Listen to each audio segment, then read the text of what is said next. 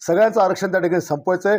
या राहुल गांधींनी हे जे शब्द बोलला की आम्हाला आरक्षण संपवायचं आहे, महाराष्ट्रात आणि देशामध्ये आरक्षणाच्या मागणीची आग लागलेली असतानाच त्यातच मागासलेल्या जातींना समाजाच्या बरोबरीमध्ये उभं करण्याकरता डॉक्टर बाबासाहेब आंबेडकरांनी संविधानामध्ये मागासवर्गीय, आदिवासी, ओबीसी इतर सगळ्या प्रवर्गांना रिझर्वेशन त्या ठिकाणी दिलं।